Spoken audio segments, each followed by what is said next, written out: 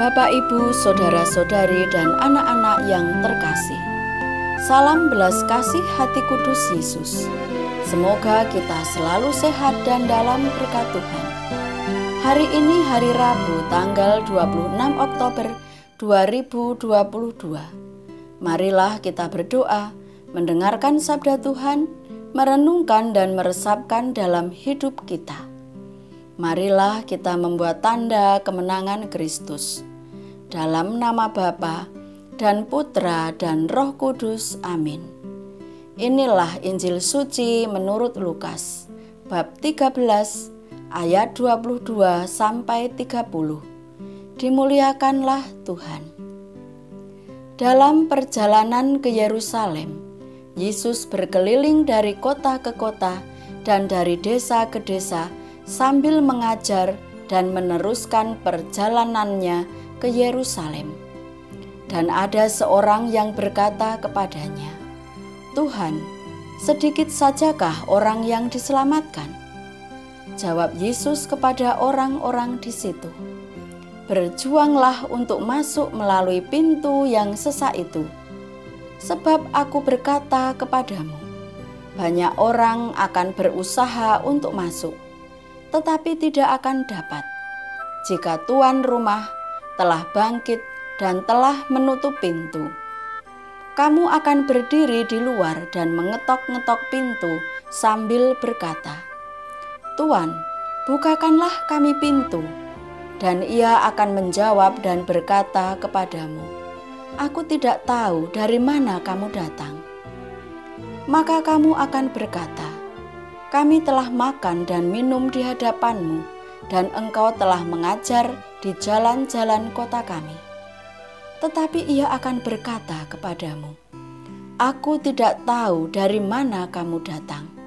Enyahlah dari hadapanku, hai kamu sekalian yang melakukan kejahatan.'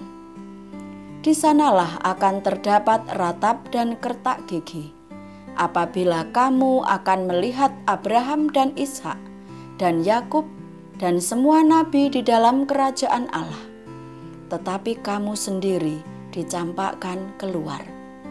Dan orang akan datang dari timur dan barat, dan dari utara dan selatan, dan mereka akan duduk makan di dalam kerajaan Allah.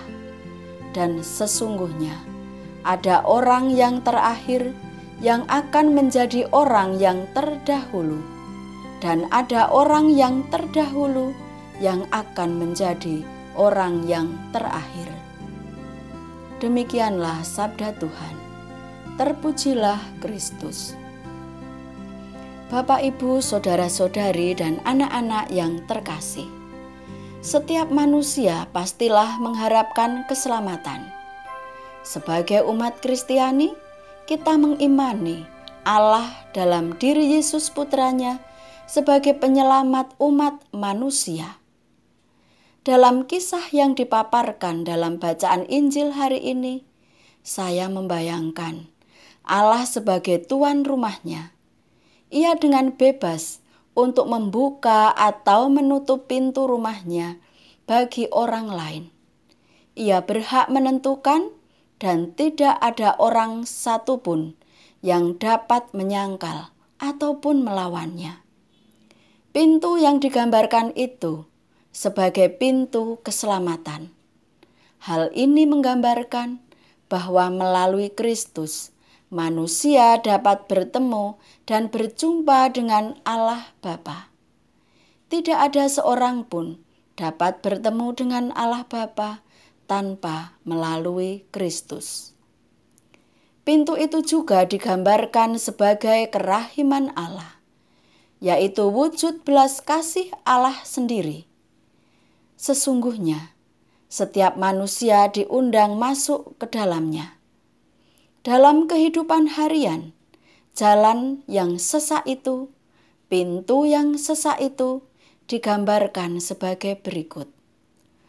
Merekalah yang dapat dengan mudah memaafkan orang dekat yang benar-benar menyakiti, yang mudah memberikan yang demikian dimiliki, padahal dirinya sendiri sebenarnya sangat membutuhkan, yang mudah untuk menerima dan memaafkan saat direndahkan, dianggap tidak ada, tidak masuk dalam hitungan, bahkan diabaikan.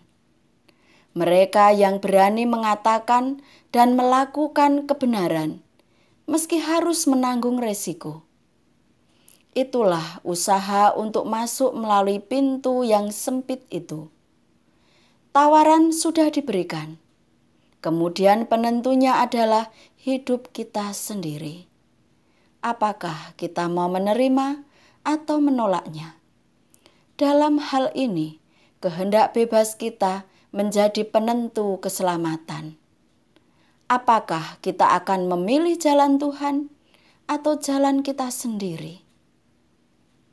Hidup perlu senantiasa mengarah pada tujuan, yaitu keselamatan yang sejati, kesatuan dengan Allah yang Maha Cinta.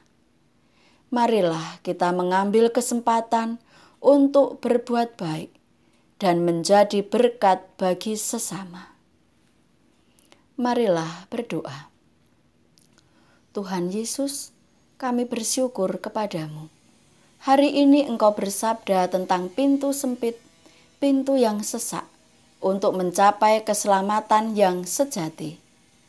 Engkau menghendaki dan menegaskan bahwa keselamatan bukanlah hak istimewa atau sesuatu yang dijamin, namun merupakan anugerah-Mu yang harus diperjuangkan. Keselamatan akan terjadi sejauh ada kerjasama aktif dengan rahmat-Mu, yaitu berjuang dan berupaya nyata untuk mencintai Tuhan dan sesama, serta mengikuti kehendak-Mu. Tuhan, anugerahkanlah terang Roh Kudus-Mu, agar kami dapat mewujudkan kehendak-Mu itu. Engkaulah Tuhan Sang Juru Selamat kami, kini dan sepanjang masa. Amin. Dalam nama Bapa dan Putra dan Roh Kudus. Amin.